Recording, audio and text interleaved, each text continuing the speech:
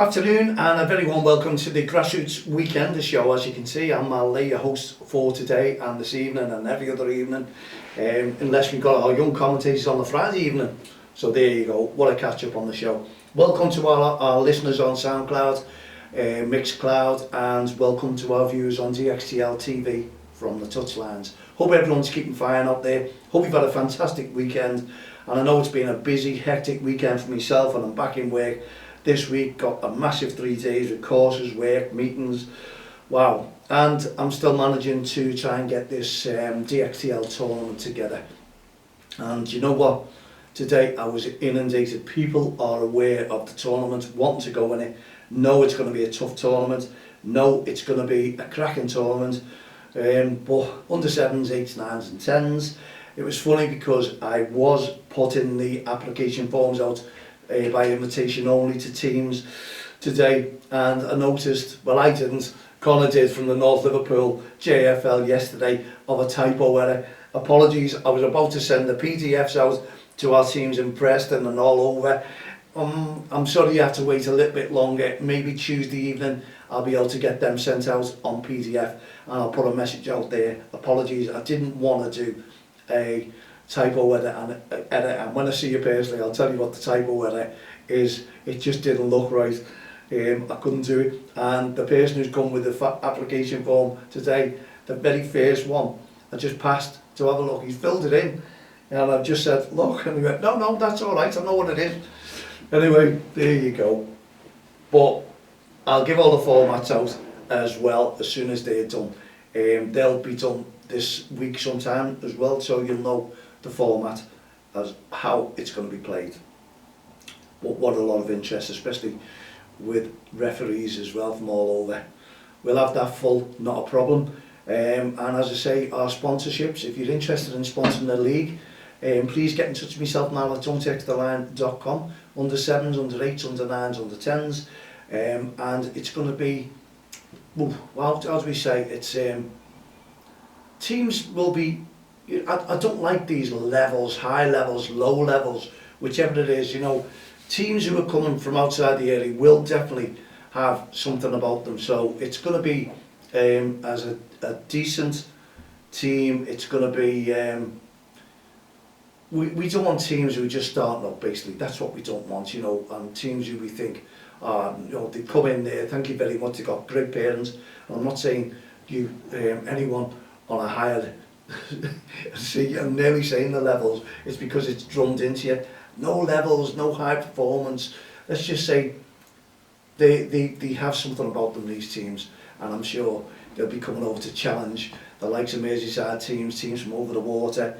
Yeah, and why not? But they have to be invited, and we will be checking with the county FAs and also that the leagues that they are developed in, and see if there's any feedback, report back on how they treat the referees within grassroots football. It is a REFspect tournament. It is from Don't Cross the Line. So you can imagine what it's all about. No ref, no game. So really these referees are involved in a tournament that's supporting referees as well. And every team that's involved in it will have something to say about the referees, and we want to give a little competition up there as well. So once we've got all that organised, teams full, then we will go ahead with that. But I assure you it's going to be a cracking weekend of football, Saturday, Sunday and the bank holiday Monday, which are the finals. And after that one we are hoping to host a DXTL Celebrity 11 versus another celebrity team. Get in touch with me if you're that celebrity team looking for matches. Monday the 28th of August, let's get it together, let's play the DXTL Celebrity 11, who haven't lost a game incidentally out of 4. So there you go. We played Everton, we played a team, Sky Sports, the Dream Team. Do you remember them? Do you remember them? We used to be on Sky. Yes, I'm sure you all did. Anyway, there's 2 of the teams, and I think it was who was the other team? Ricky Hatton. They all played against us. Paul Smith, Paul Dalglish. What team were them? Oh, Radio City it was. Yeah, Radio City, who got the team together. But some of those now celebrities transferred to us, would you believe it? So I'll give Peter McDowell a little bell, see if he's up for the cup, up for that friendly, and celebrity game, and the kids are going to be loving that as well. And we're going to try and raise funds again for Don't Cross the Line, for everything that we do. We're a not-for-profit organisation, so we can keep going motivated within grassroots football, and also our Hearts of Gold initiatives. And we want to try and help a lot of kids who are suffering from mental health issues. Got that out a little bit wrong then. Mental health issues, and there's a lot of support for that because it's becoming more and more familiar, and especially within grassroots football and the way we're going through our times in society at the moment. It's causing a lot of stress throughout families, so mental health is suffering. And since COVID, it's really picked up high. I think everyone would agree with me, know what I'm talking about. And yeah, you can help us out. And if you want to become a volunteer to get involved with this tournament, please get in touch with myself, man@don'ttexttheline.com. You must be over 18, by the way, because obviously there'll be some responsibilities, and we need to get this organised correctly, as they say. Anyway, if you've had football all this week, we'd love to hear your stories. Please, on social media, you've seen my posts have been put out. I'm getting lovely feedback off the post, lovely shares, lovely retweets. It's all about the referees as well, young referees, all about the kids playing, all about development, isn't it? That's what grassroots football is all about. Yes, we know it's lovely to win. It's great to draw. Okay, you lose a game, you get on with it and you go to the next game.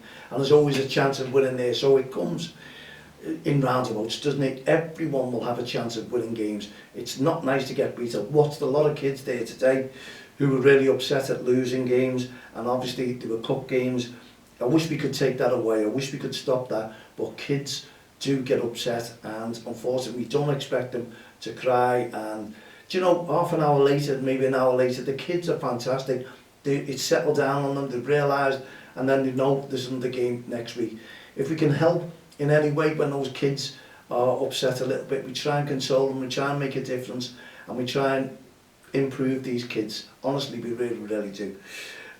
Obviously, you have one or two incidents from parents shouting from the touchlines. You do not want that within grassroots football. You certainly do not.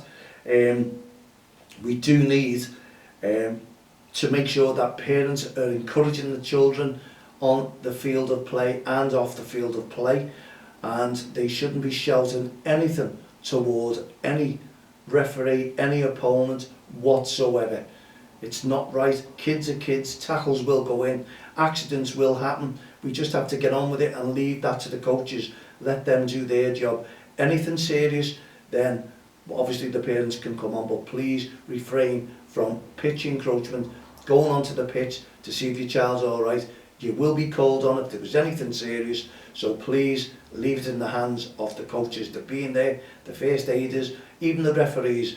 They all know a thing or two, and there's plenty of coaches out there who would be willing to help with anything serious. I'm not saying anything would, but we all know, you know, it is contact sport and things can happen in tackles. We all know it, don't we? So always be aware of that one. But please refrain from blaming any child when they're going into tackles. Sometimes there are accidents, kids don't like doing it. They hold their hands up, they look a little bit worried, and do you know what? All you have to do is go and shake hands and to ask them, are they okay? And that's the way we want our kids with attitudes. And it's horrible sometimes when a child is in pain, they don't want to shake hands, but it's always nice to bring the opposition together, isn't it, with kids? And shaking hands at the end is massive. And I've seen more and more coaches trying to make sure that these kids do that at the end. You can't force a child to shake hands. It's always nice, but you can talk to them at the start of the game, that at the end of the game, regardless of any score, you will be shaking the hands. Otherwise, they're going to miss out on playing in the future for the club, our club, because we love kids to be friendly, we love kids to have great attitudes. They were great with us today. They were motivated, they listened, they developed, they performed. Honestly, two teams were great. It was great football. Okay, we go through to the semi-finals, don't need to know the score. The team were up for it. They were a little bit poor yesterday, but they still went through, they still won the game. They didn't perform, honestly, to the best of their ability. You know, I'm not saying they were poor. What I'm saying is to the best of their ability, the kids didn't perform. And the reason that is because they had a friendly the night before. They were tired, they all went to bed early, they put their hands up and we were laughing and joking, but you could see the tiredness was creeping in along the way, but they're loving it, the kids are loving it, and I love their attitudes, honestly, and I love the banter when they're coming over. 7 years of age, well, there's 2 6-year-olds, and honestly, the conversations and the questions and the banter you have with them, it's just amazing. I wish we could record it all for the mums and dads, but we can just go back and repeat. We always have a laugh, honestly, with these kids. And well done to our man of the match, Shawnee, who performed unbelievably yesterday and today. He's really on fire, he's listening, his attitude is absolutely perfect on the pitch, like all the other kids. They were great. And young Cody, he's a coach in the making. We're making him Coach Cody. Honestly, you want to hear him. He listens, he copies what the coaches are doing from the sidelines, and he repeats it, gets the motivation going within the players. He really can talk a great story. Honestly, if you could watch along when they have him and the way he gets behind the team, on and off the field of play, is just unbelievable. Loves a little laugh, loves to get involved, and loves some of the attention that we give. And we just want all the kids who play for us to have that attention and have that enjoyment. And also, when they smile, we certainly smile. But when they're not smiling, we're smiling, trying to get them to smile. It works like that, and that's the way. But it's great to know that their attitudes, and we thank our parents, honestly, we really do, for bringing them to getting involved and getting behind them yesterday and today. You were fantastic. It's what parenthood is all about. It's, you know, listening to us. We were having some banter with the parents yesterday on the touchlines, fantastic, and we've had some banter with them today. But honestly, even one parent took the kids to a Mackey's because he was so proud of their performance. That is brilliant. That is bonding. That is togetherness. That is us working together as a team, honestly. And it's great to hear these stories. It really is tremendous, honestly. Makes me proud. They've got me through some tough times this year, those kids, because it's got me motivated to go and watch them, and the performance and the energy off them has transferred into me and give me the energy watching them, knowing that I've got things to do. It's kept me going, and it's kept me on top of my game as well as them being on top of their game. If one's not on top of their game, the other one is, and they're encouraging each other to perform. It's great. It's grassroots football at its best, and we're really hoping, I think we are going ahead with it, and under 7s for next season. Yes, why not? Because we want to build the club, develop the club the way the club should be developed. Build it up yourselves. And unfortunately, we have people asking, can we come under our wing? We can't, honestly.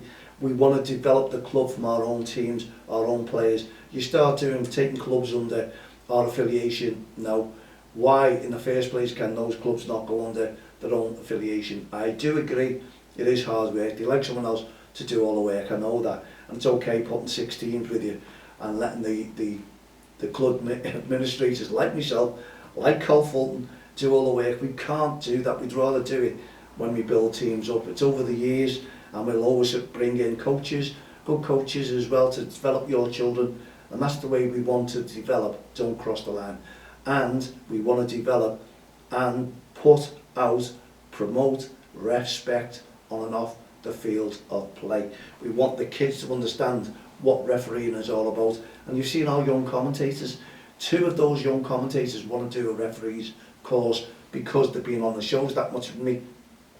They've seen the work we do towards helping referees, and they want to go out and referee. And yes, okay, the kids want to make money as well, and it's great for the families because the parents are knowing that they want to do something to earn their own money. The kids want to do it.